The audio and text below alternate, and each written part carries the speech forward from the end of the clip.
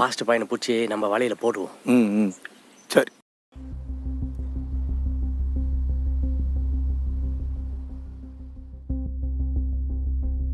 தம்பி தோத்துறோம் ஐயா, கொஞ்சம் வாங்க. அப்படியே ஐயா மாதிரியே இருக்கீங்க. பிரசங்க கூட அப்பா மாதிரியே ரெடி பண்ணிருக்கையா. ரோமன்ஸ்ல ஆரம்பிக்க போறையா.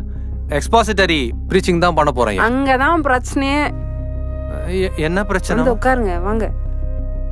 அட நல்லா உட்காரு தம்பி. எல்லாத்தையும் விளக்கமா சொல்ல இப்ப எனக்கு நேரம் இல்ல. சுருக்கமா சொல்றது நீ இறுக்கமா பிடிச்சுக்க. தம்பி, உங்க அப்பா ஒரு சிறந்த ஊழியக்காரர் தான்ப்பா, அதுல எந்த சந்தேகமும் இல்ல. ஆனா சபைய பாருப்பா, கூட்டமே இல்ல, காணிக்கே இல்ல. பாதி ஜனங்க பக்கத்துல இருக்க புது சர்ச்சுக்கு போயிட்டாங்க. வசனம் மட்டும் போதாதுப்பா, ஒரு வசீகரம் வேணும், ஒரு கவர்ச்சி வேணும், ஒரு என்டர்டைன்மெண்ட் வேணும். ஜனங்க சர்ச்சுக்கு வந்தா ஜாலியா இருக்கணும். ஜனங்க உன்னை ஒரு மோட்டிவேஷனல் ஸ்பீக்கரா பார்க்கணும். ஆனா எங்க அப்பா. அட அப்பாவை விடுப்பா, அவர் தான் போயிட்டாரே. இங்க பாரு, முதல்ல உன் ஸ்டைல மாத்து. என்ன இது? சத்தம் போட்டு பிரசங்கம் பண்ணு.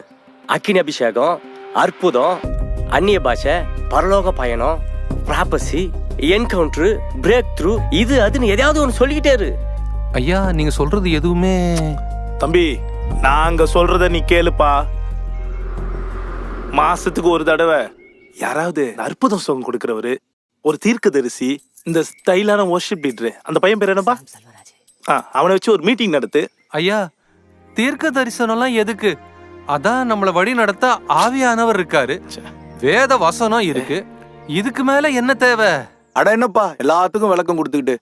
பால்ராஜ், இந்த வசன விளக்கெல்லாம் ஓல்டு ஃபேஷன், அதை விட்டுரு. இனிமேல் நீ மோட்டிவேஷனல் ஸ்பீக்கர், லைஃப் கோச்.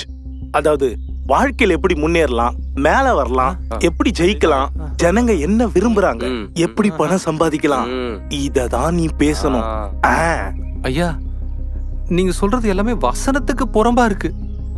நம்ம சுவிசேஷத்தை பிரசங்கம் பண்ணணும். மனம் திரும்புதல், பரிசுத்த ஜீவியம், சுயத்தை வெறுக்கிறது, அன்பா இருக்கிறது. நானும் கிளிப்பிள்ளைக்கு சொல்ற மாதிரி சொல்லிட்டு இருக்கிறேன். எதுக்கு எடுத்தாலும் வசனம் உபதேசம் பேசிட்டு இருக்க.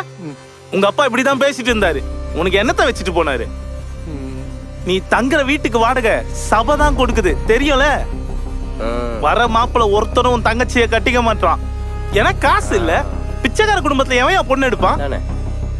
உங்க அம்மாவுக்கு வார வாரம் டயாலிசிஸ், யாரு காசு கொடுப்பா?